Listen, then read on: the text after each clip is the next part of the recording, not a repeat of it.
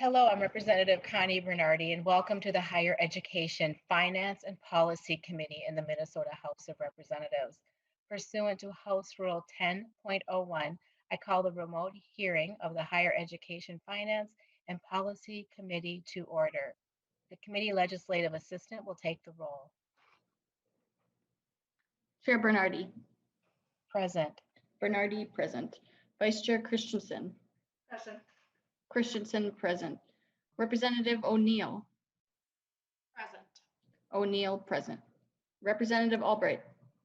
Present. Albright, present. Representative Daniels. Representative Erickson. Present. Erickson, present. Representative Hansen. Hansen, present. Hansen, present. Representative Heinzman. Heisman, present. Heinzman, present. Representative Howard. Representative Keeler. Present. Keeler, present. Representative Cleavorn. Present. Cleavorn, present. Representative Koznick.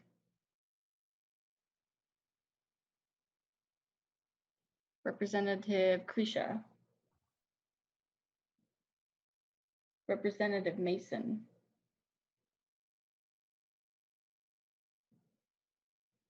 Representative Meckland. Meckland, present. Meckland, present. Representative Noor. Present. Noor, present.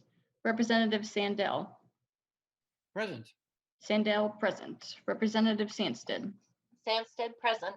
Sandsted, present. Representative Thompson. Representative Daniels. Representative Howard. Representative Koznick. Representative Krisha. Representative Mason. And Representative Thompson.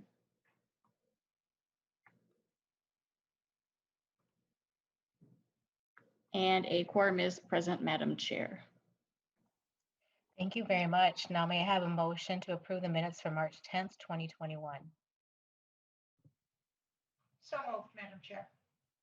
Representative Christensen moves approval of the minutes for March 10th, 2021. Any discussion? Hearing none. Those in favor say aye. Aye. Aye. Aye. Those opposed? The motion prevails and the minutes for March 10th, 2021 are approved. Before we begin our hearing today, I want to just reflect and thank all of our committee members who provided a leadership role in selecting our Board of Regents. And last night, for the people tuning in, the Board of Regents for the University of Minnesota were elected in the 1st, 4th, 6th, and 7th Congressional District. And Dr. Johnson in the 1st, James Farnsworth in the 4th, Jody Verhalen in the 6th, and Doug Hepsch in the 7th. And I want to congratulate all of them and thank all of you for, as I said, the role that you played in helping select the University of Minnesota Regents. So thank you. Now we have 2 bills up today, and the first one we'll take up is House File 1041 from Representative Keeler, followed by House File 1708 by Representative Wolgamott. We will give each author a chance to introduce their bills, followed by additional testimony, and they will have, and then we will leave time for member discussion. So, Representative Keeler, is House File 1041. The bill is before our committee, and would you like to move the bill? Yes, Madam Chair. Representative Keeler moves House File 1041 to be laid over for possible inclusion. Representative Keeler, I believe you have a number of testifiers today, and we look forward to hearing from them. The first one is Paul Spees, Coalition of to Increase Teacher of Color and American Indian Teachers in Minnesota. So, but first of all, before we move into that, would you like to say anything about your bill before we move into the testifiers? I would, Madam Chair. Thank you. And thank you, members, for the opportunity to talk about House File 1041. This is an area that we've all been talking about, but it's a higher ed version to increase our teachers of color. I'll just share a quick story. As I've said in many places, even when we did our introductions here, is as an Indigenous woman, I have gone through K-12, I have my associates, my bachelor's, and my master's, and I've never had a teacher who looks like me. We talk about the importance of representation, and I'm not alone in understanding the priority for that. When I was in my master's program, I did my practicum around understanding the barriers for our students, minus the academic piece. And the number one thing that rose to the top was the fact that teachers aren't looking like our students and our community members, and that's really important. When you don't see somebody who looks like you at the front of a classroom, it subliminally tells you that you don't belong there.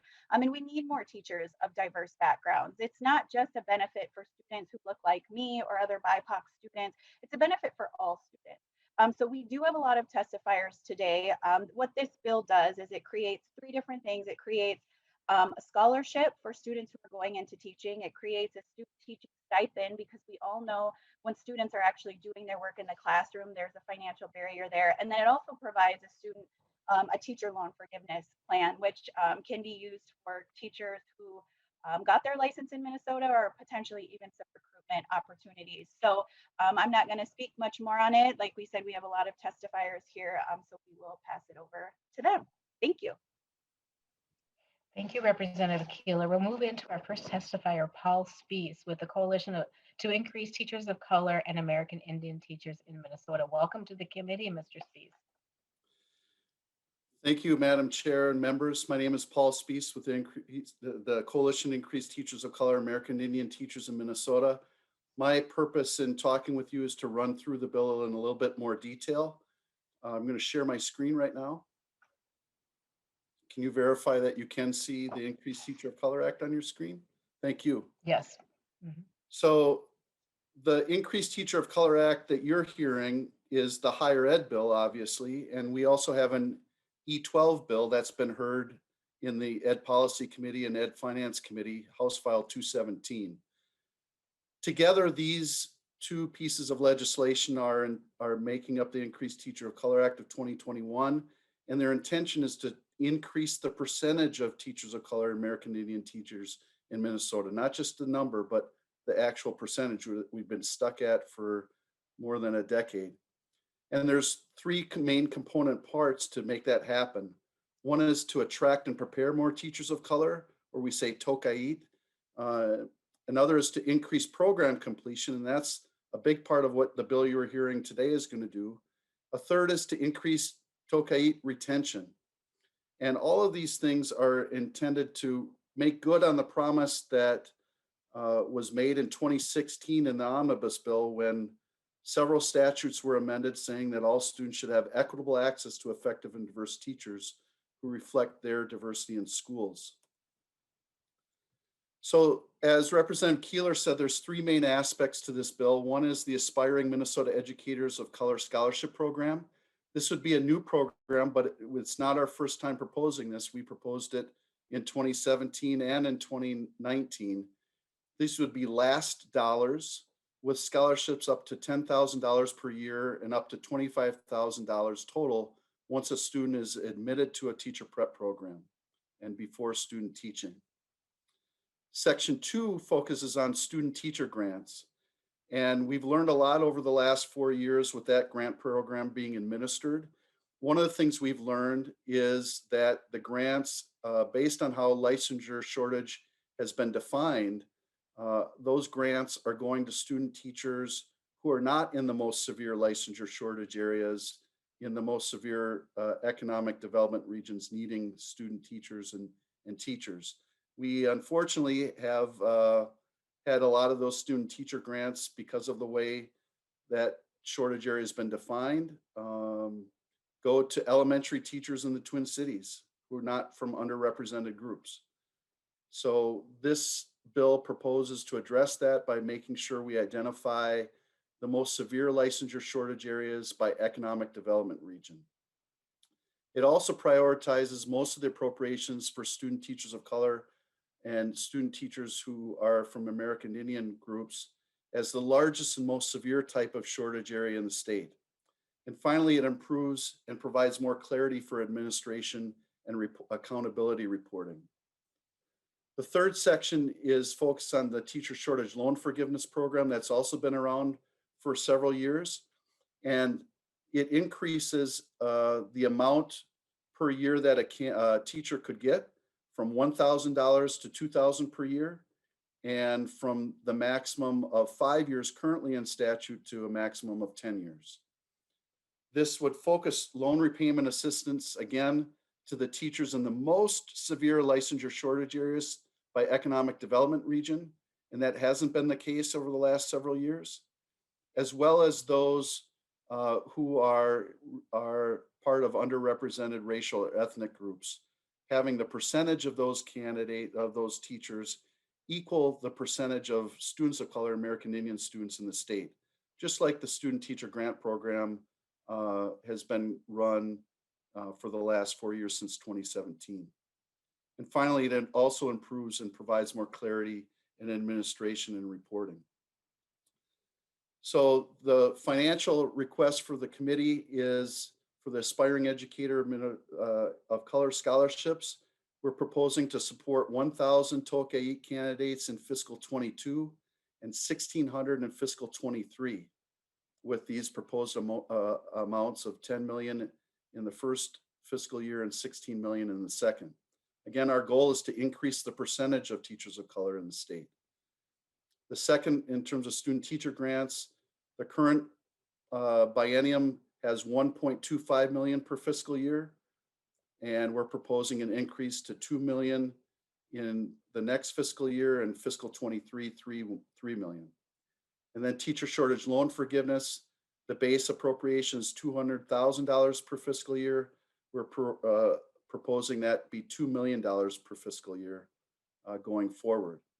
We just note that the request is only 1% of the total higher ed projected budget spending. So we think this is a reasonable thing given the priority that many across both parties have said to increase the percentage of teachers of color.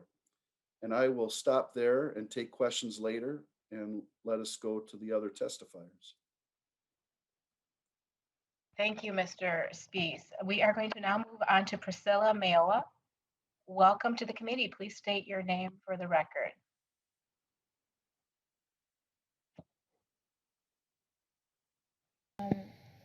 Representative Bernardi, I don't believe I am testifying on this bill.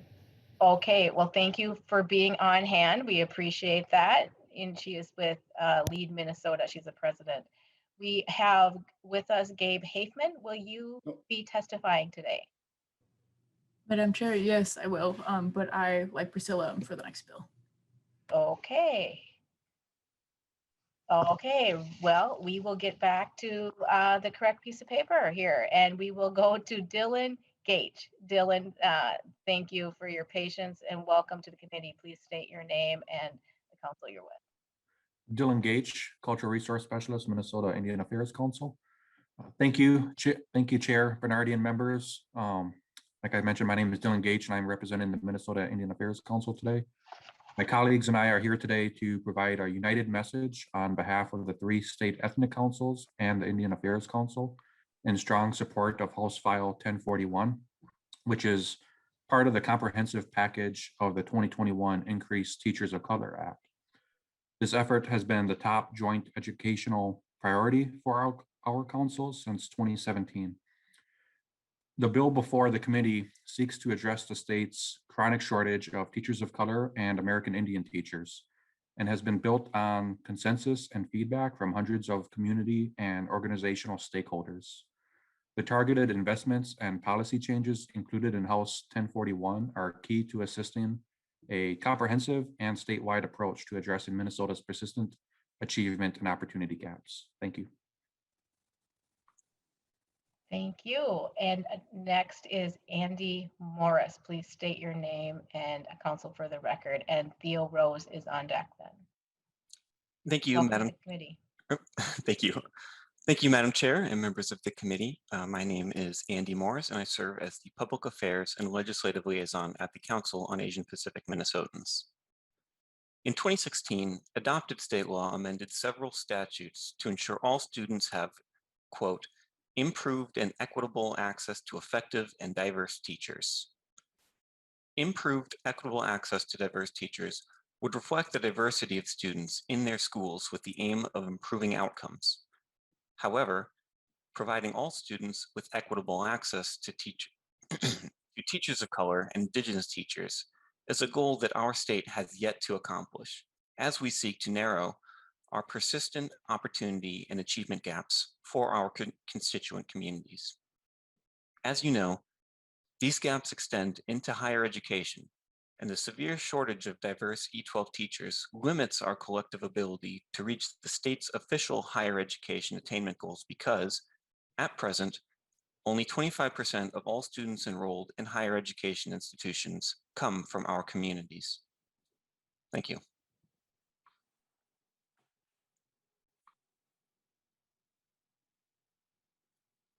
Madam Chair, I think you're on mute. Next we have, thank you. Welcome to the committee, Theo Rose. Please state your name and counsel for the record. Thank you. Yeah, thank you, Madam Chair. My name is Theodore Rose, and I am the Legislative and Policy Director at the Council for Minnesotans of African Heritage. The existing research is clear and consistent. All students, including students of color and American Indian students, benefit from diverse teachers. A recent report by the Office of the Legislative Auditor identified financial assistance for completing licensure programs as a critical need for teachers of color candidates and also for American Indian teacher candidates. House File 1041 addresses this problem by establishing the Aspiring Teachers of Color Scholarship Program and also by providing additional investments for the Student Teacher Grant Program and the Teacher Shortage Loan Forgiveness Program. These measures will help our state make strides in overcoming structural barriers that prevent potential candidates in our communities from entering the profession. Moreover, the proposed investments represent only 1% of all higher education spending. Thank you. Thank you. Next is Adrian Magana. Welcome to the committee. Thank you. Madam Chair, my name is Adrian Magana, and I'm the Legislative and Policy Director at the Minnesota Council on Latino Affairs. We thank you for your leadership in hearing this bill, which is pressing and vital for our communities. We also thank Representative Keeler for her leadership in this comprehensive and innovative proposal that continues the hard work of Representatives Noor and Nornes, who carried similar and bipartisan legislation in the past. In conclusion, our communities are urgently calling for this legislation. It advances educational excellence, workforce productivity, and responds to the dynamic needs of our students. We ask that you fully support House File 1041 in your omnibus bill and negotiations with the Senate, where its companion is led by Senator Abler and enjoys bipartisan support. Thank you for doing what's right for all Minnesotans. Thank you, Mr. Magana. Next with us is Selma Abdi. Welcome to the committee.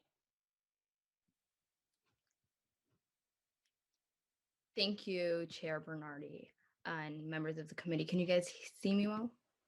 Awesome. Yep. For those of you guys don't know me, my name is Salma Abdi, and I'm a part of the Minnesota Youth Council, the only legislatively mandated youth group in the entire country, and we have endorsed HF 1041 and all the bills that the coalition has introduced. Additionally, I'm a current junior in high school, which means applying to colleges this year, which I'm not looking forward to for a variety of reasons, but I'm excited. So as I compile a list of colleges I'll be applying to, I have to keep in mind a lot of things that will go into my decision, like location, size, academics, and above all, the price. As you all know, college is expensive, and having a brother who's currently a senior and looking at all these financial aid and scholarship packages, it's become clear how expensive it is.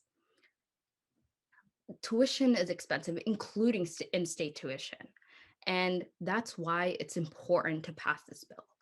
because we need to increase the number of teachers of color we have in Minnesota, because as a student of color, I want to see a teaching staff that is representative of the diverse student body. So in order for that to be accomplished in our state, we need to have teaching be financially accessible for all students who are hoping to enter the teaching industry. An example of why that is so essential is how teaching is viewed by K-12 students. See, when I was younger, anytime teachers asked us about our future careers, they would say, "How come you guys don't want to become teachers?" And we'd always respond is because we don't want to make that much money and still have student loans. Teachers pay thousands of dollars in student loans. For example, the average amount of loans teachers have in America is $37,000, which is $1,000 less than the average salary of a teacher, which is $38,000.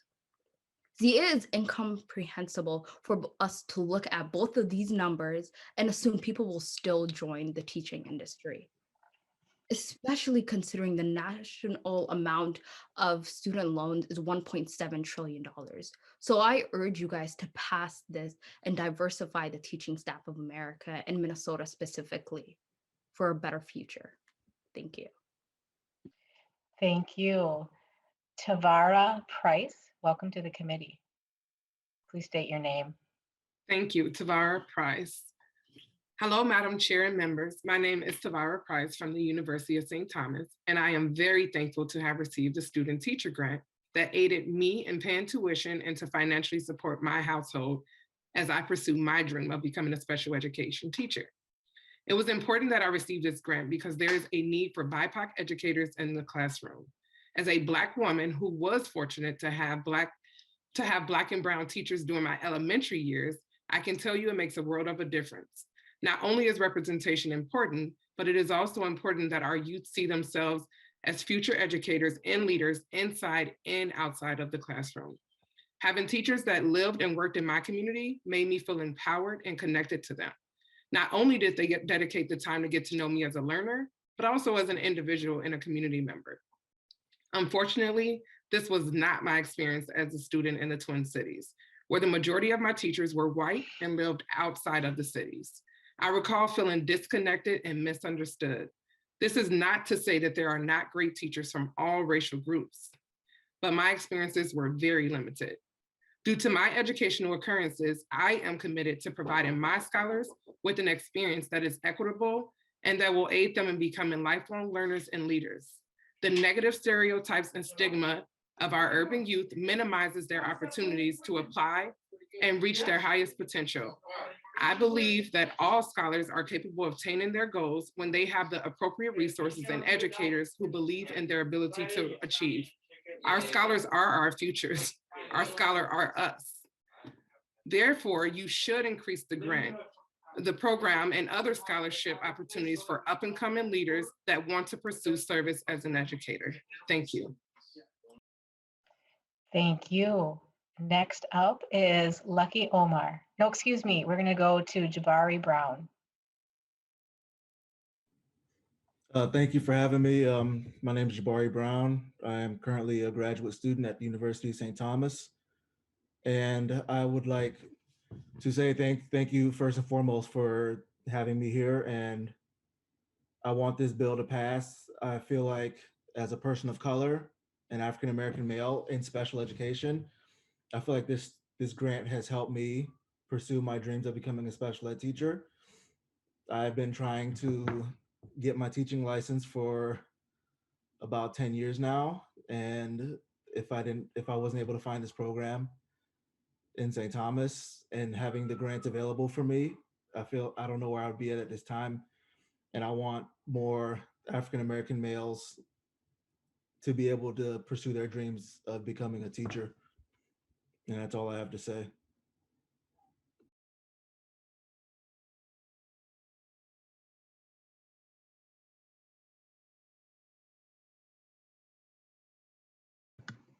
I'm sorry, I think you did say I just wasn't able to hear you. I'm sorry.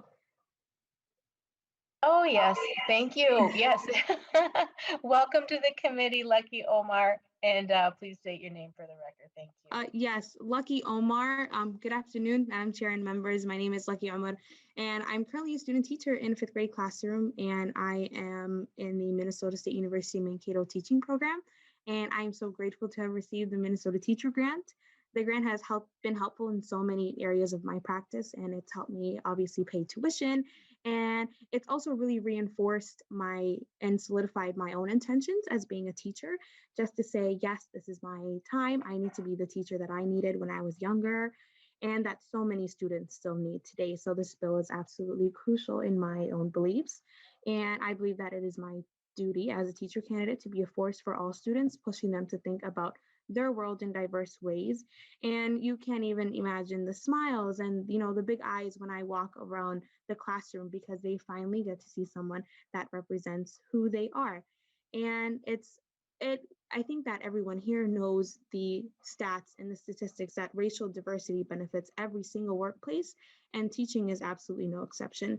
So teachers of color, they help to provide culturally relevant teaching and better understand situations that different students might be going to. And I had my first teacher of color when I was a freshman in college. So growing up in the community that I was in, not seeing anyone that looked like me, while also me wanting to be a teacher at that age, was very discouraging. And I believe that we need more teachers of color to help solidify that to students that, yes, we see you and you do belong here, which is what students absolutely need when they're in a school. They need to feel safe. And I think that school should be a safe place for all students all the time. And I believe that we need more teachers of color and groundbreakers in the world of education. I think that this bill will help lift the barrier that keeps so many amazing people from pursuing education. And Nelson Mandela said that education is the most powerful weapon in which you can use to change the world. And I believe that as educators, that we are responsible for infusing students with authentic and relevant knowledge that they can use to make this world a more accepting and loving place to be for all people all the time. Thank you for listening to me today. I appreciate the time. Thank you. Next up is Greg Campbell. Welcome to the committee. Please state your name. Thank you. Yeah, my name is Greg Campbell. I'm the principal at Barnum High School, Barnum, Minnesota. It's about halfway in between Hinckley and Duluth, right on I-35. I join you today in support of House File 1041 and the Increased Teacher of Colors Act. This bill will allow us to cultivate a more diverse pool of teacher candidates to choose from when we're filling vacancies at schools statewide. It will allow our American Indian students and students of color who already struggle to see themselves in our curriculum and in our culture, see themselves in our teachers. And it will allow all students, regardless of race, color, or creed, to be exposed to and encouraged by teachers of diverse backgrounds, so that when they do leave our buildings, they do so with a better understanding of the world, empathy for others, and a set of priorities that reflect our shared humanity. As a high school principal, I know that how we set our budgets speaks volumes about our priorities as a school district. The same can be said of our state budget. If we underfund any of the provisions of this act, we are prioritizing the status quo, and that's simply not acceptable. The scholarship programs and student teacher grants contained in this bill will help us create lasting change. These provisions prioritize action. Fully funding both measures would help prospective teachers of color complete their licensure programs while incurring less debt, and would enable us to address some of our most severe license shortages while diversifying our faculty. Like other speakers have pointed out today, the proposed biennium investments of this bill, just to swing the pendulum of progress 1%, make up only 1% of the total projected higher ed package. And like I said before, how we set our budget speaks volumes about our priorities as Minnesotans. If positively impacting the landscape of our students is truly a priority that we share, we must fully fund the Increased Teachers of Color Act. Thank you for your time, and I thank you for the opportunity to share my thoughts with this committee today. Thank you. Kristen Damer, welcome to the committee. Please state your name for the record. Kristen Damer. Thank you, Madam Chair and Committee. My name is Kristen Damer. I'm the Executive Director of Human Resources and Operations for the Moorhead Area Public Schools. We're an outstate rural district that sits on the border of Minnesota and North Dakota with a student population of about 7,000. However, our demographics are quite diverse. We're about 70% Caucasian students, 30% student of color. But when we look at our faculty, we're 97.7% Caucasian and 2.3% students of color. If we look at straight numbers of our 600 teachers, we would have to have 165 teachers to be representative of what's needed to be representative of our student demographics. Why is this important? As the other speakers and Representative Keeler have mentioned, research shows having teachers of color can help students of color reach better outcomes. And for our white students who are exposed to greater diversity in their classrooms, they're able to address topics such as bias and racism and gain a deeper level of appreciation for our diverse community. When I look at recruitment, which I have primary responsibility for in the district, 93% of our applicants are Caucasian and 7% identify as an applicant of color. Despite recruitment strategies, expanding job searches, posting in order to reach larger, more diverse audiences, targeted recruitment, utilizing diverse teams in our community, advocating grow your own programs, hiring bias training, if we don't have the candidates in the pool, we can't bring up the representation needed to best support our students. All of the information and recruitment tools do not advance the work to hire a more diverse teacher pool if we do not have students of color in our universities training to be teachers. The concern continues to be that we're seeing a general decline in teacher candidates and a low number of diverse candidates as a whole. A brief review of the 2018-2019 numbers for our local university showed the following. Current candidates in teacher programs were 94% white and 6% students of color, and those who completed the program were 97% white and 3% teachers of color. So very similar to our recruitment numbers. School districts can't meet the needs of our students without appropriate representation. We cannot meet those needs without increasing students of color graduating from our teacher preparation programs. The scholarship, student teacher stipends, and loan forgiveness in House File 1041 could provide useful tools in recruiting teachers of color and addressing the importance of representation in our faculty. Thanks for your time. Thank you very much. Is there any further testimony for House File 1041?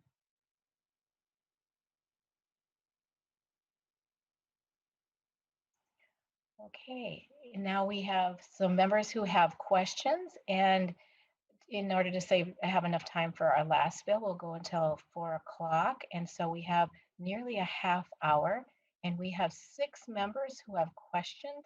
So we will have about up to 4 minutes for each member so we can make sure that each one of these members gets an opportunity to ask their question. And we will start with Representative Erickson. Thank you, Madam Chair, and thank you to the testifiers. Very interesting stories for you to tell about your involvement in becoming a teacher or in your student teaching. So thank you very much for that.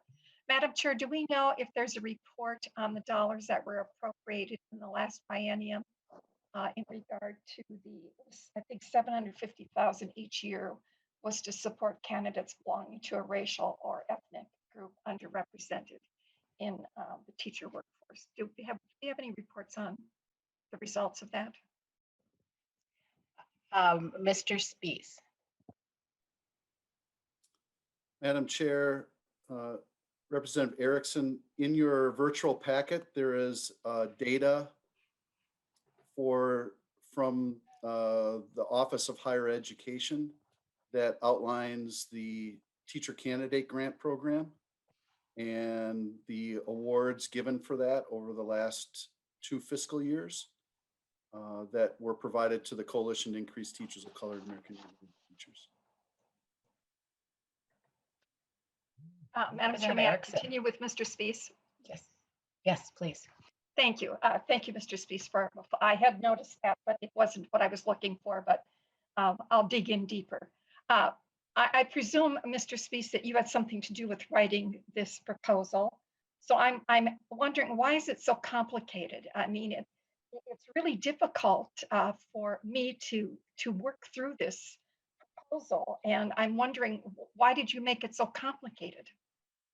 Mr. Spees. Madam Chair, Representative Erickson, thank you for that question. The complicated nature of this is to try to, the intention was not to be complicated, but the intention was to address the challenges that have occurred over the last 4 years with administration and to address the issues that have existed in terms of the shortage areas that receive grants. The licensure shortage areas are not the most severe ones that have received grants over the last 4 years. And we tried very hard with stakeholders, including the Office of Higher Ed in Pellsby, as well as others, higher ed institutions and others, to craft language with House Research and the Revisor's Office to make sure that we had language that would clarify for the Office of Higher Education administering the program how to award in a better way the most severe licensure shortage areas by economic development region.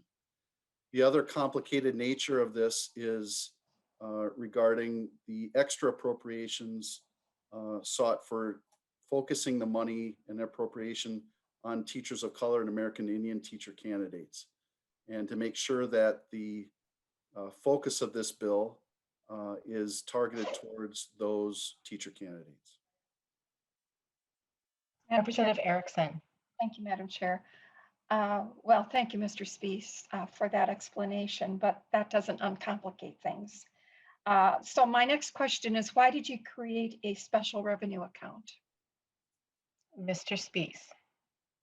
Madam Chair, Representative Erickson, thank you for the question. We were advised to go for a special revenue account in order to make sure that the money that the legislature intended, such as was the case in 2019, to go towards teacher candidates of color and American Indian candidates, that money stays with teachers of color and American Indian teacher candidates in the future. One of the things that the Office of Higher Ed has done, even though the statute allows appropriations up to $7,500, given the limited appropriations that have existed that have exceeded or been less than the amounts requested from candidates, they've awarded up to only $5,000 rather than $7,500.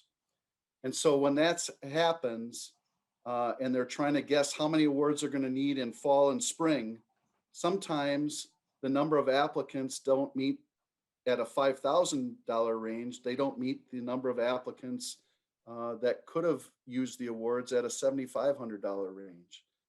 And so to have that special revenue account is important to keep the money where it was intended by the legislature in passing the appropriations. Thank you. Representative Erickson, we're going to move on to the next question. And would you like me to add you to the list if we have time permits? Definitely, thank you. Thank you, Representative Erickson. Representative Heinzman. Thank you, Madam Chair. I would agree with Representative Erickson. I think the bill is incredibly complicated, and that's part of the reason I'm going to ask the questions I'm going to ask, because it doesn't seem clear. And I have a couple of questions. Hopefully we can get to them all. But I am wondering, first of all, what financial need criteria will the commissioner use to develop eligibility? I don't know. It might be there and obvious to the bill author, but I couldn't locate it. Mr. Spees? Oh, or did you, Representative Heinzman, who did you ask for? I wasn't asking for anybody specifically, just someone who could answer the question. Thank you. Who would like to answer that question? Mr. Spees? Yes. Okay, go ahead. Madam Chair, Representative Heisman, the Office of Higher Ed has a standard definition for when they manage grants and scholarship programs for demonstrating financial need. And as administrators who do this, there aren't any special requirements for that other than the FAFSA and expected family contribution. And these are, again, last dollars.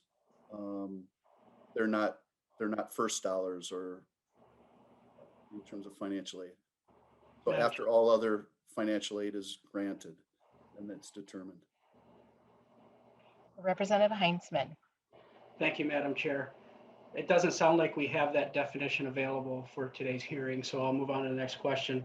This is another one that just, maybe it's there in the bill and clear to the bill author, but I'm missing it.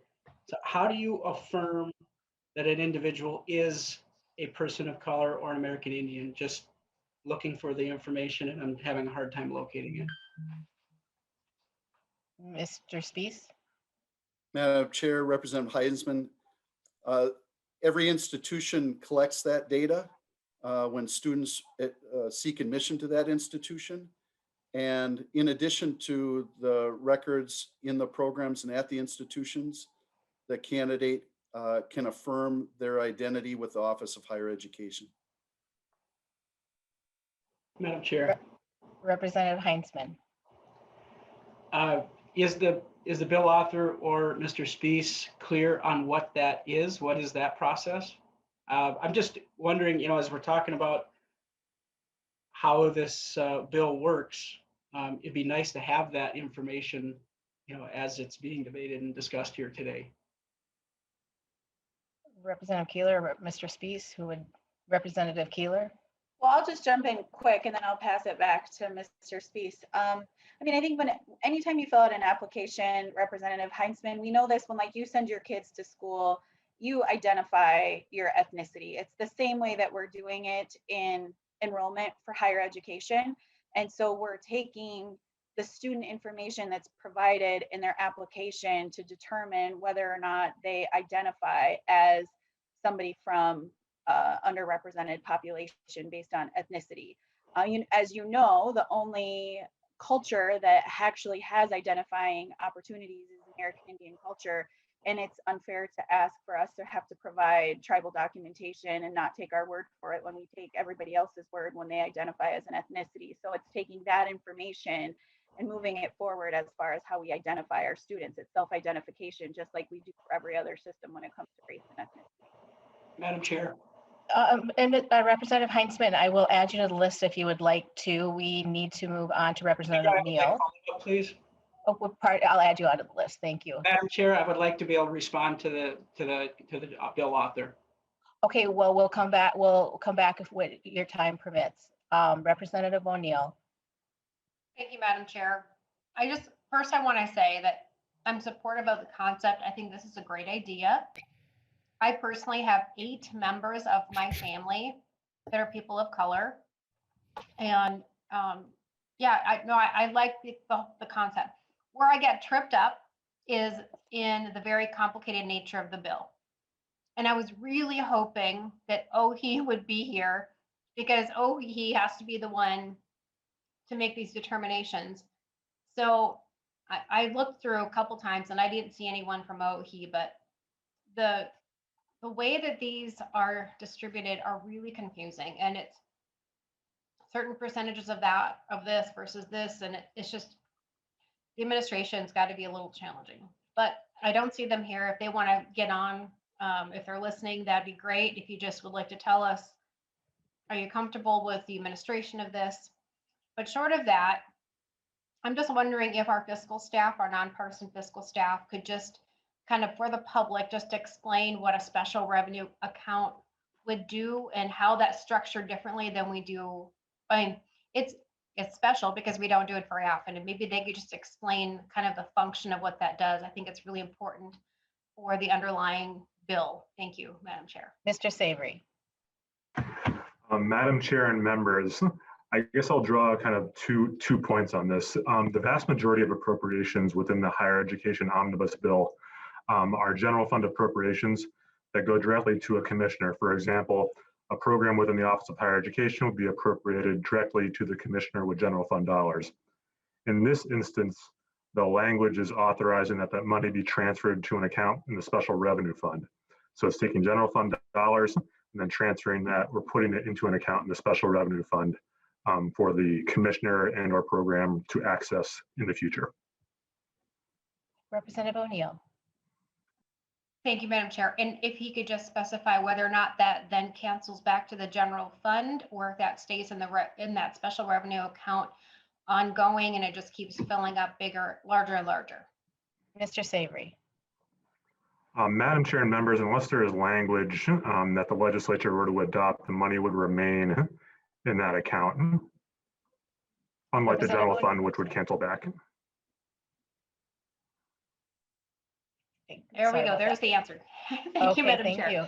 And then the last question I have, do I still have time, Madam Chair? Yes, Representative O'Neill, you have another minute. Thank you. I've been trying to be efficient. Then the last question I would have is, this is a very large increase. So, and I don't think anybody said that in the testimony, what the actual appropriation is. Let me just see here, so I don't get it wrong. So it's 10.15 million in 2022 and 16.15 million in FY23. So that's a very, very large increase. I believe Representative Erickson had mentioned that it was 750,000 for one portion of this program in the past.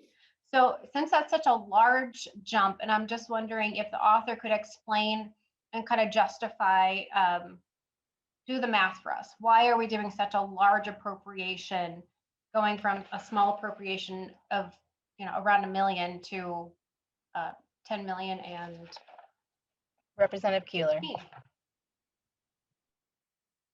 Thank you, Madam Chair. I'll defer to Mr. Spees on this. Mr. Spees. Madam Chair, Representative O'Neill, thank you for the question. So the teacher candidate grants double in fiscal 22 and not quite triple in fiscal 23 to address and support 1,045 teacher candidates. There's a great need out there. In terms of the Aspiring Minnesota Educator of Color Scholarship Program, there currently isn't that scholarship program, and the $10 million and $16 million in the next 2 fiscal years would be to address the needs of 1,000 teachers of color, teacher candidates of color in fiscal 22 and 1,600 in fiscal 23. Currently, we have approximately 1,200 teacher candidates of color in our systems. Thank you. Representative Albright.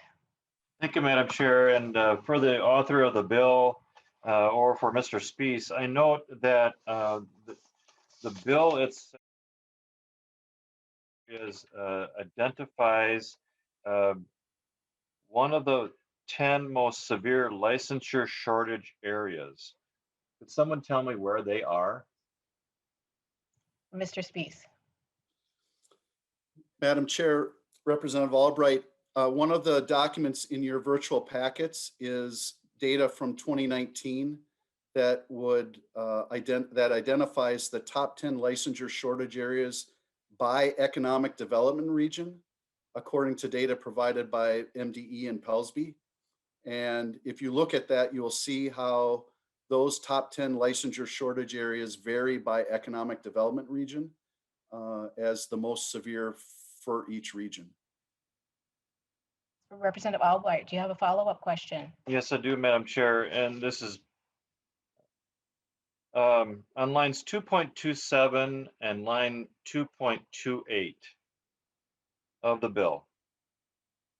What does it mean that award amounts are not governed by rulemaking for purposes of Chapter 14 or 14.386? Mr. Spees. Madam Chair, Representative Albright, you have stumped me on my memory for that. That was language that the House Research and Revisor's Office said should be in there, but I don't recall the exact reason. Representative Albright, do you have a follow-up? Well, Madam Chair, I think it's kind of important. Thank you, Madam Chair. I think that's fairly important because I'll read it to you. It says, if a statute provides that a rule is exempt from Chapter 14 and Section 14.386 does not apply to the rule has the force of law unless the context of the statute delegating the rulemaking authority makes clear that the rule does not have force of law. Is anyone on this Zoom call able to explain why that rule Albright. or that piece of statute might be necessary in this bill.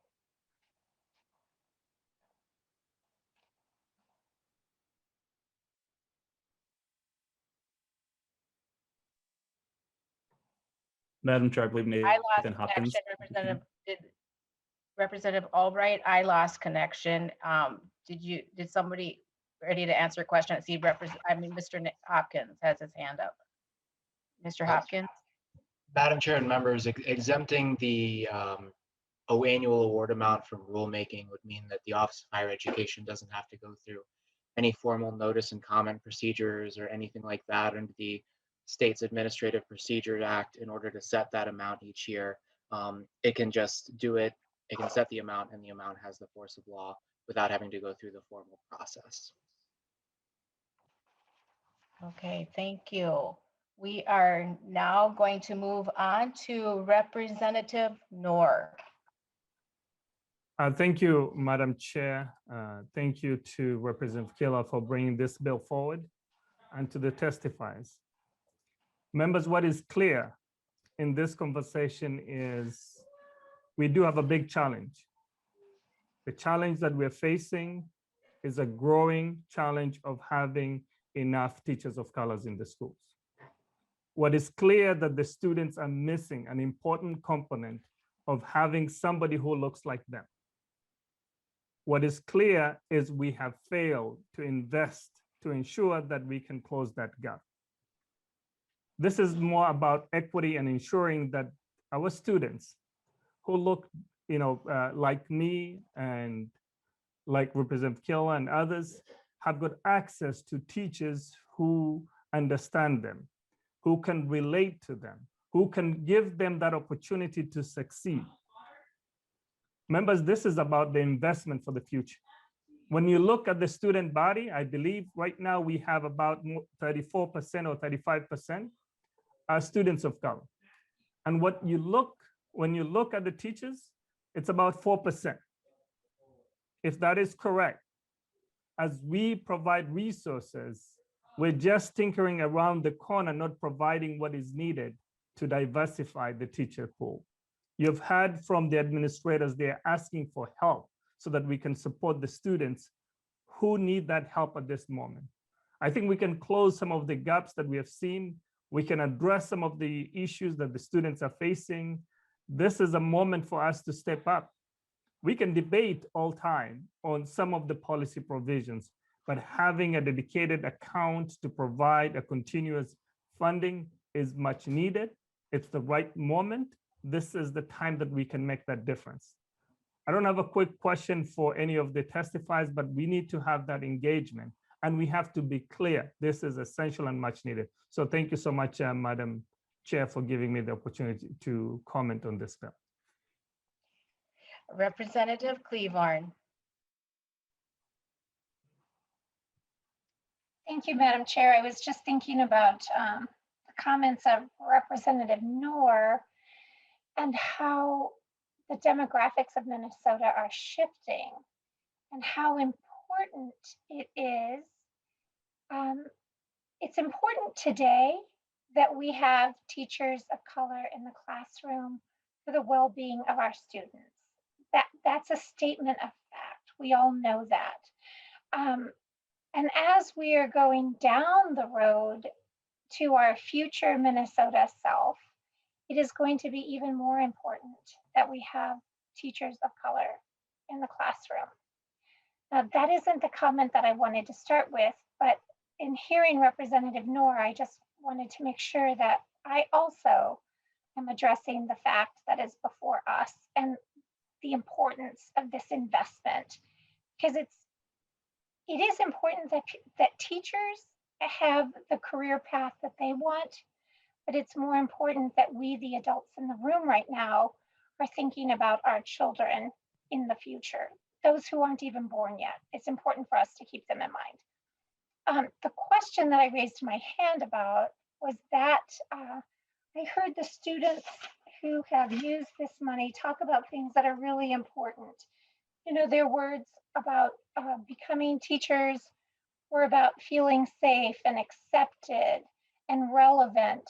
And the importance of having teachers that reflect their values and their skin tones.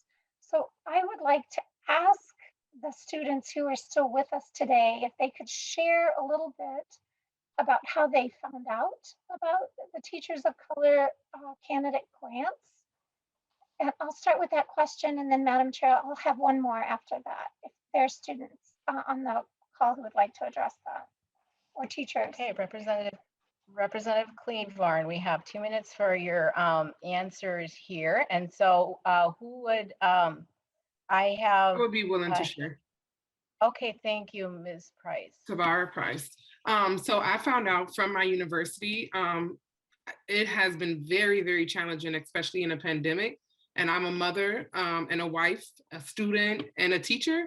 And so with that being said, my program offers a full year residency, which means that I cannot work. So I had to quit my full-time job, which means that my household went from having 2 incomes to just 1.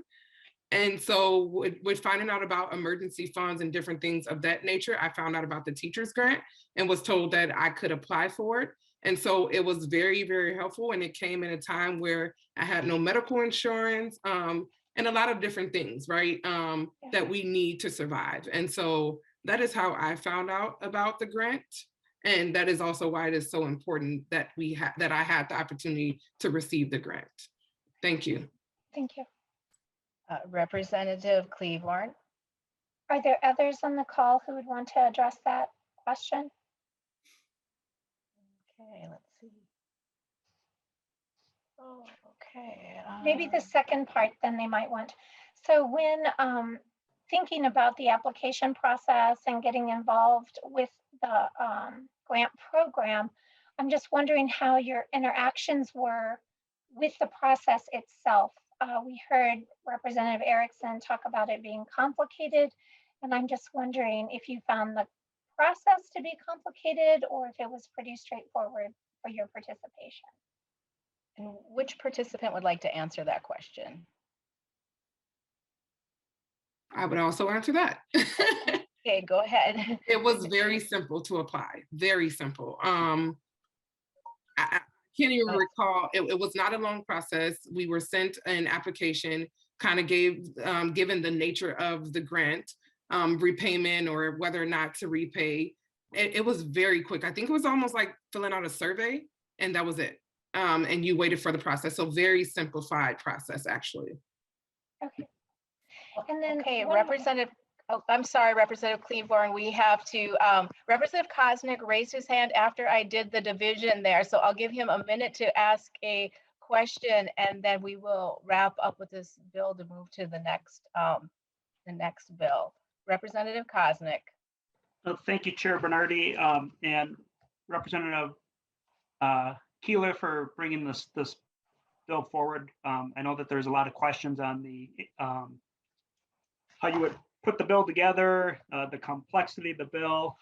I have supported this in the past, and it's something that it's an issue that I've grown to appreciate a little bit more. And I was received in my office a study from the legislative auditor, the Collaborative Urban and Greater Minnesota Educators of Color grant program that I wasn't really aware of before this report came on there. I would wish I had more time to kind of go through it before today's hearing. I wonder if the testifier or the authors could comment on that program compared to the bill in front of us. But the shortness of time here, I did want to just say that research, if I could read on, I'll just ask members to read page 11 on student outcomes for sake of time.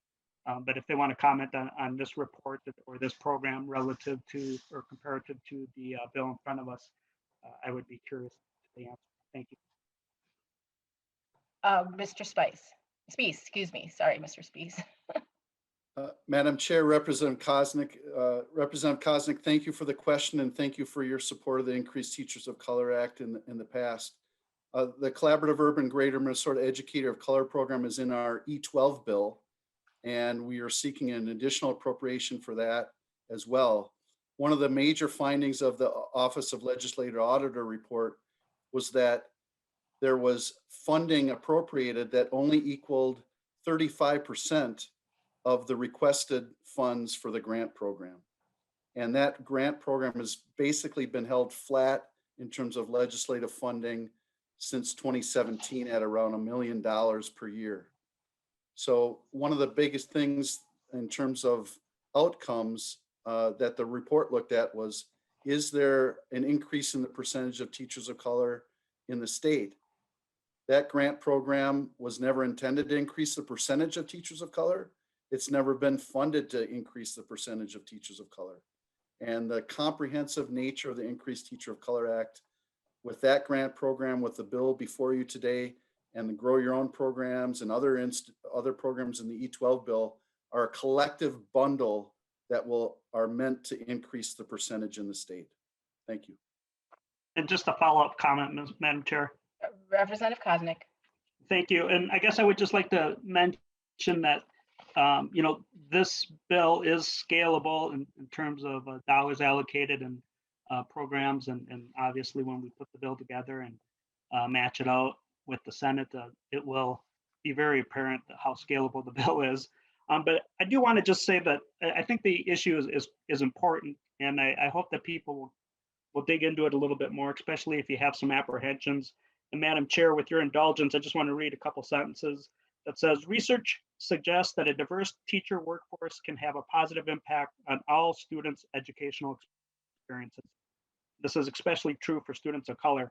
One of my biggest issues that I learned about coming to the legislature was the embarrassing wide achievement gap in our state, and for a variety of reasons. And that's why I think we need to kind of keep an open mind a little bit about how we address and try to address and improve our state overall. And that is through making sure that all our students are achieving, and especially those that we've historically failed, that we can help them achieve more through programs like this. And that is good for our entire state.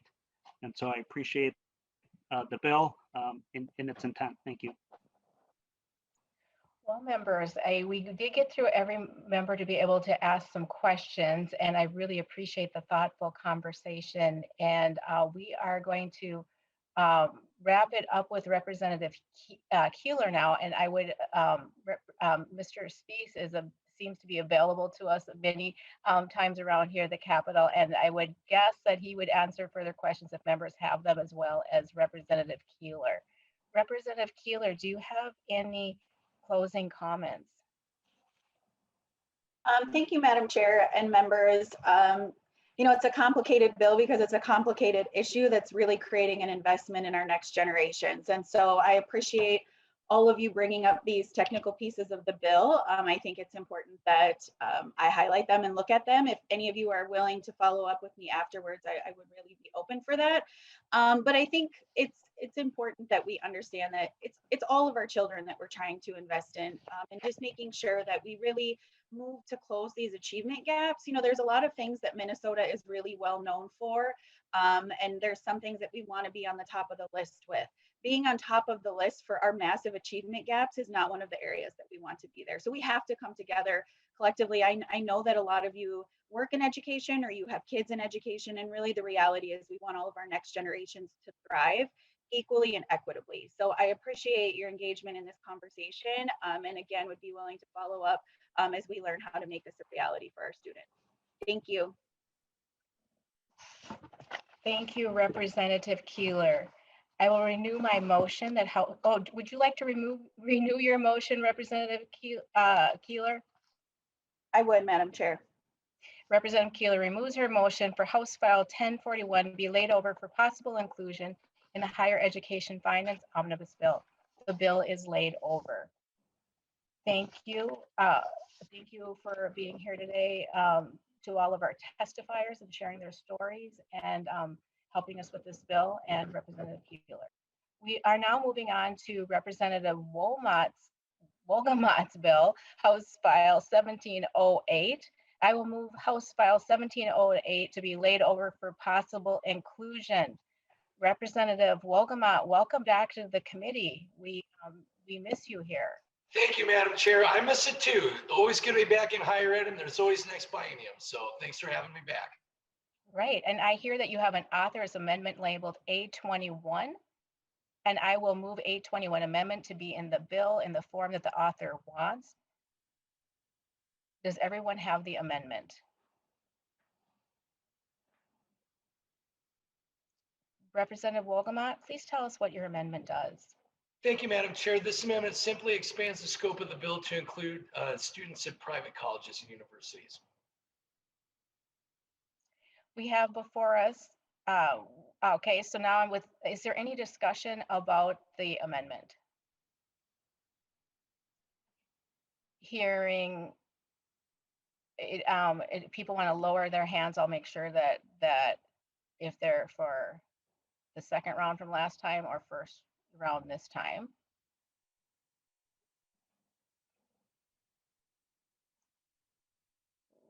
Okay, I'm assuming Representative Erickson, did you have a question regarding this amendment?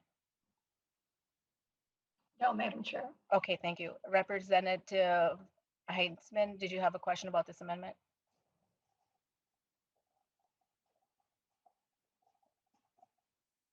Representative O'Neill, did you have a question about this amendment?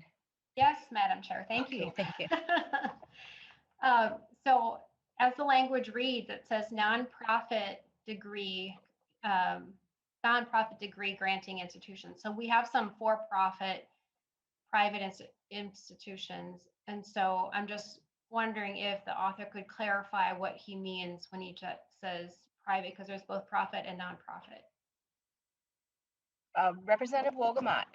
Thank you, Madam Chair. Thank you, Representative O'Neill. I will defer to Allison Grebner from Minnesota's private colleges, universities, who I worked with on this amendment. Ms. Grebner, welcome to the committee. Please state your name for the record.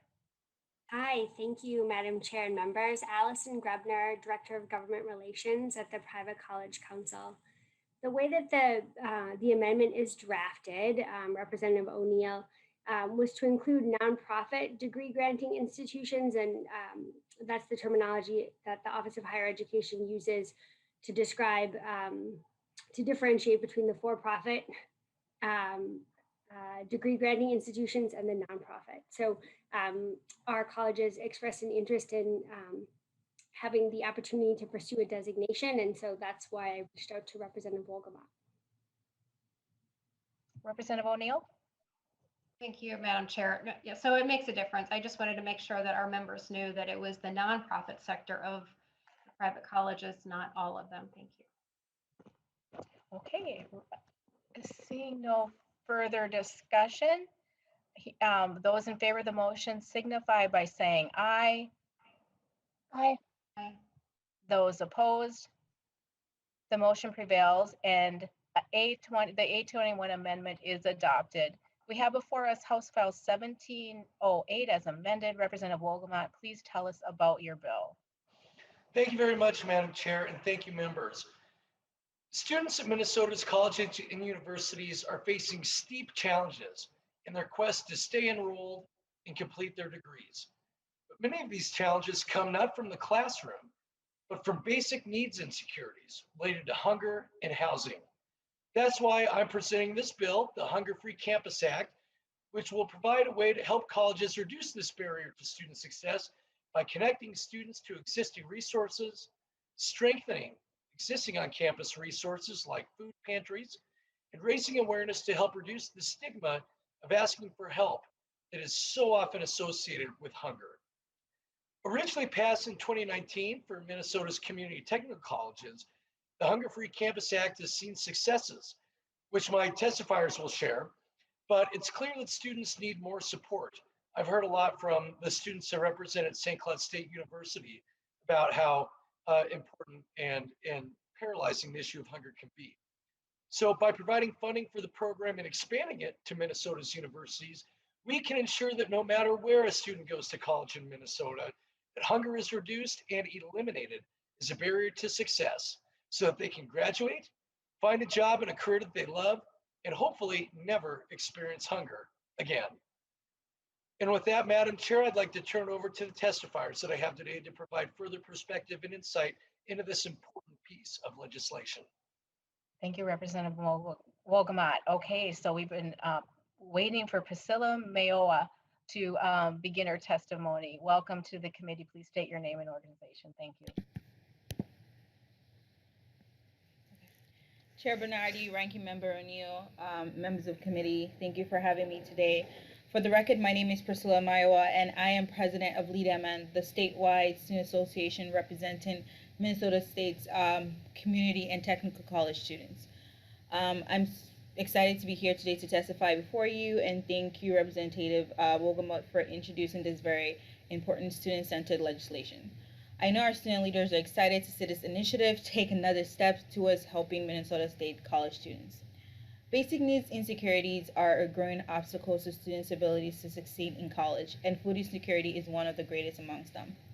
You know, I am a student currently at about 4 colleges, but I began my journey originally at North Hennepin Community College, and I was a frequent visitor to the food pantry. I live with about 7 other members of my family, and even though we do have food, sometimes it wasn't enough, sometimes it wasn't the adequate food that I needed, sometimes it was restrictive of my diet, and I have no food insecurity firsthand because of that, because I had to reach out to other avenues to get food, and I would sometimes depend on the granola bars that they had, you know, in the food pantry, or the cup of noodles or something like that, to feed myself and sustain myself for a study session before a test. You know, to quote one of our former student leaders, there's a difference between choosing to eat ramen and only being able to afford ramen, right? Sometimes you can go out to a bespoke restaurant, eat ramen, and then you have cup noodles that you have to warm up in the microwave to eat. There's often a stigma attached to being hungry, and that asking for help is somehow inappropriate or shameful. In 2018, student leaders at LEADMN began coming forward to shed light on their experiences with food insecurity. And the more students shared, the more other students felt empowered to speak up. Students shared stories of choosing between groceries and textbooks, choosing between food for a few days and buying gas to get to campus, students who could only eat 1 small meal a day if they were lucky, students who relied on the free snacks like myself around campus as a food source, and student parents who struggled to afford food for their families. By sharing their stories, students placed a giant spotlight on a very major issue. Students at LEADMN pride ourselves in providing student-led policy solutions to the problems that students face. In 2019, in response to the major barriers being created by food insecurity for our students, LEADMN worked with state legislature to pass the Hunger-Free Campus Act for our community and technical colleges. As of today, I am proud to report that 16 colleges have so far received the Hunger-Free Campus designation, and we have a few more who are in the pipeline for approval this year.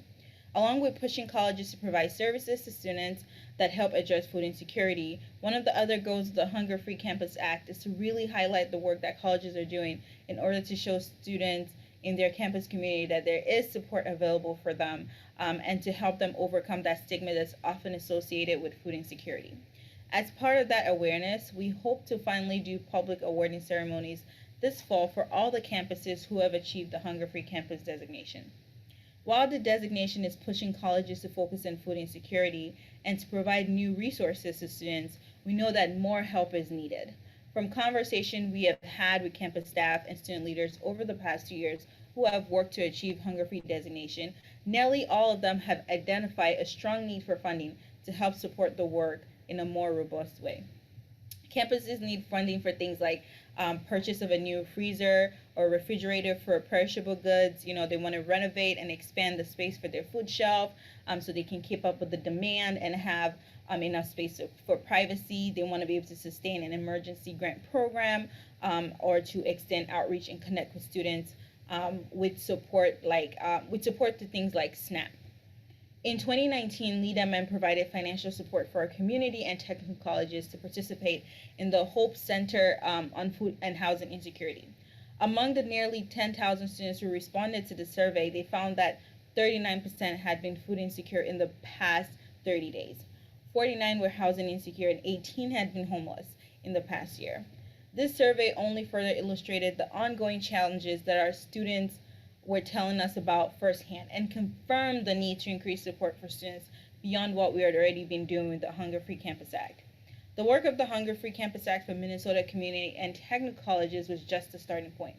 Roughly a quarter of our students will also transfer to a university, and for those experiencing food insecurity, that barrier to the success would transfer with them as well. Making the expansion of the Hunger Free Campus Act incredibly important to ensuring that students have the support they need regardless of what college or university they choose to attend. By funding and expanding the Hunger Free Campus Act, you provide our future therapists, electricians, medical assistants, welders, cyber defense analysts, and nurses with the support they need to get through college and ensure that hunger no longer prevents students from completing their degree and graduating. Thank you, and that's my testimony. Thank you very much. And we have two other testifiers who would like 2 minutes before our committee each. And we have with us Gabe Hafman. Welcome to the committee. Please state your name. Thank you, Madam Chair, Representative Wolgamott, and esteemed representatives. My name is Gabe Hafman. I'm a senior in the Political Science Department at the University of Minnesota Twin Cities, and I serve as a State Legislative Affairs Fellow for the Minnesota Student Association. I come to you today to address a problem both widespread and very close to my heart. Food insecurity affects conservatively 24% of Minnesota's 420,000 college students. That rate is nearly twice as high among students of color, first-generation students, and transgender students. That said, food insecurity is a misnomer. Like Priscilla said, it's hunger, it's inability to focus, it's still having to do coursework and work shifts. Short-term food insecurity is linked to lower grades, and after graduation, lower wages. Long-term, even short bursts of food insecurity are linked to higher occurrences of nearly every major chronic illness, including heart disease, cancer, and diabetes.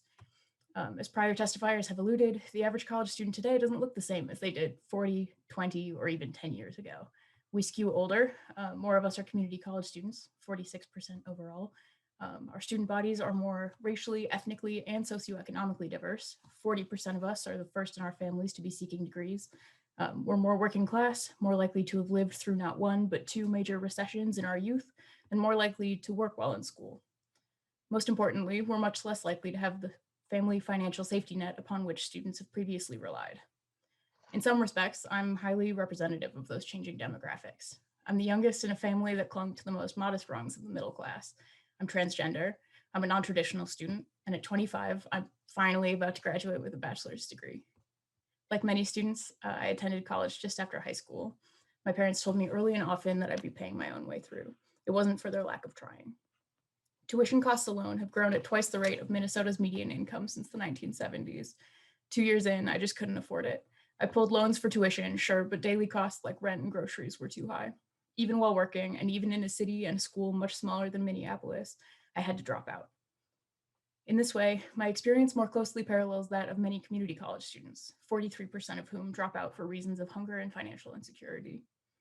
For 3 years, I worked 80 and 90-hour weeks juggling 3 and 4 low-wage jobs before transferring to school here. Still, school fees devoured my marginal savings. If it weren't for the tireless support of university staff to provide access to resources like the Nutritious You Food Pantry, I would have had to drop out a second and likely final time. Food pantries serve as a stopgap measure, and they keep students like me, students from working families, in school. That retaining factor opens up worlds of career and financial opportunity. Since 2017, 12 other states have taken up the fight for students' health and economic opportunity. Ms. Hafman, I know we planned for 2 minutes and I'm going to need to cut you off. And I'm so sorry for that because I could listen to you forever here. But we have another testifier and somebody else has just asked to testify as well. And so I want to make sure we have a couple minutes for them. And we do have a member question. So if you could hang on for the committee, that would be great. And we need to wrap up by take our vote on the bill by 4:30. So thank you so much for testifying today. We have David Thompson. If you could limit your testimony for 2 minutes, that would be appreciated. Thank you. Welcome to the committee. Thank you, Madam Chair. So just to speak a little bit more about some of the systemic nature of food insecurity in Minnesota, and trying to keep time in mind here. The two main types that we talk about with food insecurity, some of the things that have been mentioned so far are chronic, stemming from a lack of financial resources, as well as rising tuition costs. Financial aid decreases as well. So financial aid essentially has not kept pace with the rising costs. The Pell Grant, which is traditionally for low-income students, for example, used to cover 80% of college costs. It's now less than 30. Students who are living on campus or near campus have to pay a premium for food, housing, access to other services, and students living farther from campus face added costs in the form of transportation, access barriers, trying to schedule. One of the things that was mentioned by other testifiers about students working, the Hope Center survey of Minnesota schools and food insecurity indicated that the vast majority of students are working, even though they are food insecure. I have it here. 79% of food insecure students surveyed were employed, and an additional 44% of those were working 20 or more hours a week. So it's not that these students aren't working, that they're not trying to make ends meet. It's simply that the costs that they're facing are too much. And in some cases, it's not chronic costs, but it's acute. It's one expense, a repair, a medical emergency, missing hours from work to care for a child or a loved one, because many students today have children of their own or families to take care of, be it brothers, sisters, parents. And these situations essentially short circuit their investment in their own education as well as the state's investment. Everything that's been invested in them to this point then goes by the wayside because they're forced to leave school, and many don't return at that point. So it's certainly a pressing issue, and something that with a little bit of help we can get many more students across the finish line, contributing to the economy, becoming productive citizens, and shining examples of Minnesota's educational system. So I encourage you all to support this legislation and to speak to students in your districts as well to learn more about their challenges. Thank you. Thank you. And we added another testifier today, and we have 2 minutes for you, and that is Kaden Rinzel. Welcome to the committee. Please state your name for the record. Thank you, Madam Chair and members. I'm excited to testify. So my name is Kaden Rinzel. I'm a second-year student at Hamline University, which is a nonprofit private university. I'm majoring in social justice. I'm also seeking a certificate of conflict studies, and I'm minoring in sociology.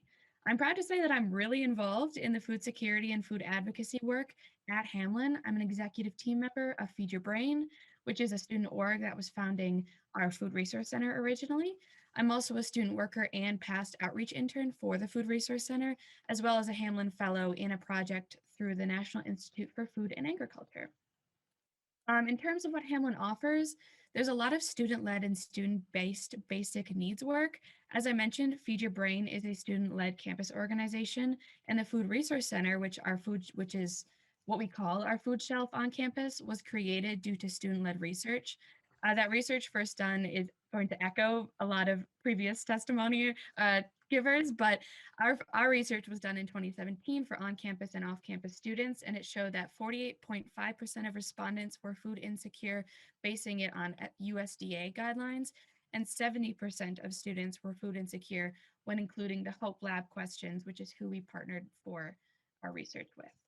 From this research, students from Feed Your Brain worked in collaboration with Hamline Student Congress to set up our food shelf, so we now offer free groceries to undergrad and graduate students. There are also other options for students to seek basic needs support, such as the Dean of Students Office, Emergency Fund, our Campus Food Access Steering Committee, and one-on-one SNAP benefit application support, which is offered through our current AmeriCorps Vista on campus. So to keep things short, there's really a lot of exciting potential for future growth on campus, along with our current options for student involvement and student support.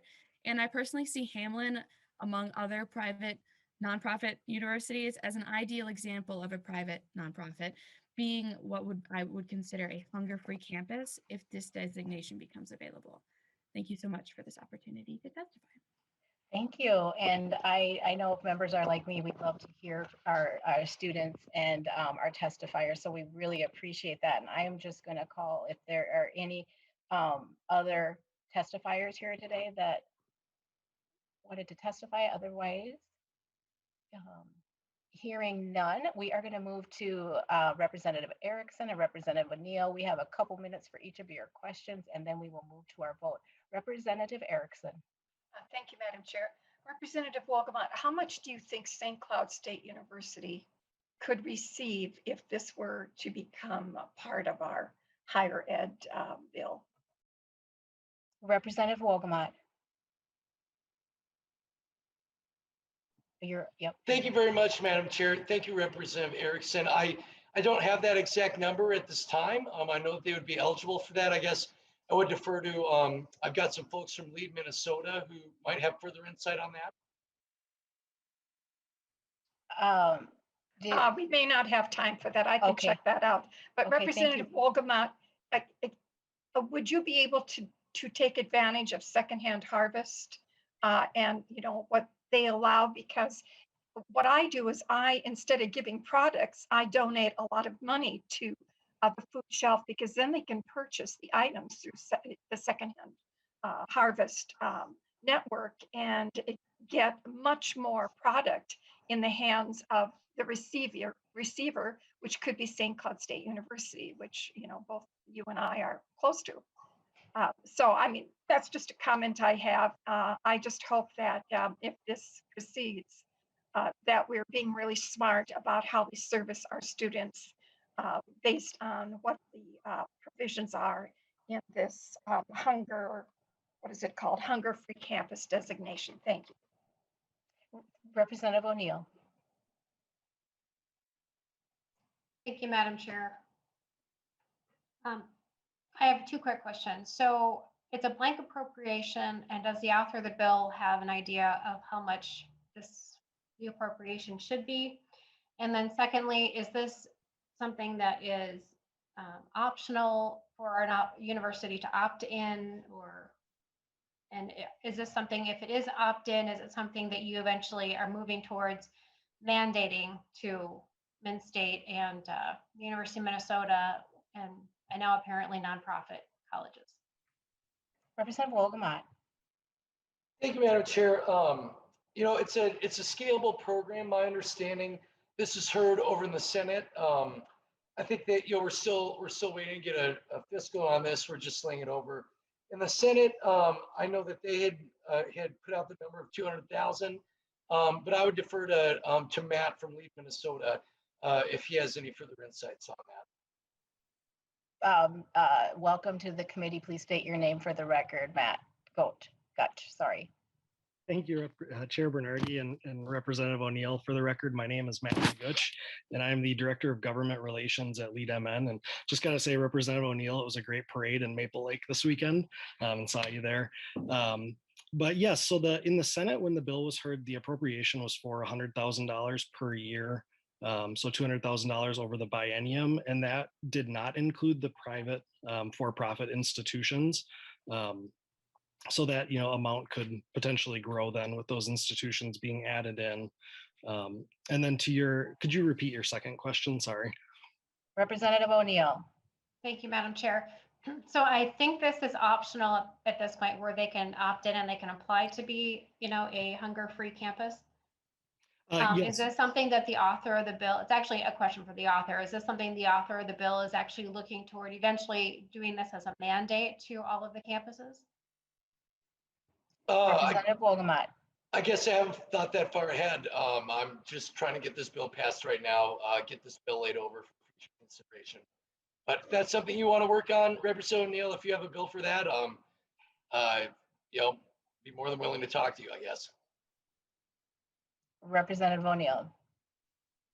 Thank you, Madam Chair. I'm just trying to understand what we're working on today.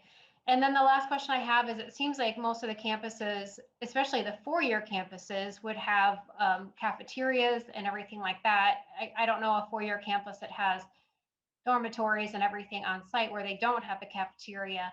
And so I'm wondering, how does this work on a campus that already has a full cafeteria? And couldn't the campus just, help? I mean, a lot of times you can either work or get room and board paid for through different scholarships and grants and so on and so on. So I'm just wondering, how does this work on the four-year? Representative Wolgamott, if you could answer that in about 20 seconds, that would be good, because I needed you to go to your closing remarks so we can house information. I'll defer to my testifier, Mr. Gooch from Lead MN. Mr. Gooch. Thank you, Chair Bernardi, and thank you, Representative O'Neill. I will actually defer to David Thompson from St. Cloud State, who can talk about that, I think, a little bit more. And Mr. Thompson, welcome to the committee. You have 20 seconds to respond to that, because we are going to a vote. Okay, so essentially, while they do have cafeterias and dining plans, often those plans represent an excessive cost to the student that then eats up a significant portion of their aid, but does not always cover their meals. For example, some of the cheaper plans only cover, say, 11 meals a week, something like that. So students who have meal plans, research has shown consistently that they still experience food insecurity because of the other cost burdens associated with transportation, in many cases, childcare, even with being dormitories or food plan or meal plans on campus. They may not necessarily be living on campus if they're non-traditional students, who are some of the most strongly hit by food insecurity. So that's kind of the quick answer, but I can certainly follow up with more detail. Thank you. And Representative Wolgamott, and I realize we're going to be laying it over. We're not going to verbal, but could you just wrap up your testimony today, and we will wrap up for the day. Madam Chair and members, let's make sure that students at Minnesota's colleges and universities can focus on their studies rather than on their stomachs. Let's make sure that no student in Minnesota is denied the opportunity for a college degree because of costs and needs of hunger. Thank you so much for considering this bill, for laying it over, and I urge your inclusion of it in your omnibus bill. Thank you, Madam Chair. Thank you, members. Thank you, testifiers, especially the students. Thanks for sharing your perspectives today. And thank you for all the testifiers today for sharing your stories. Representative Wolgamott and members, I will renew my motion that House File 1708 as amended be laid over for possible inclusion in the Higher Education Finance Omnibus Bill. The bill is laid over. The meeting is adjourned.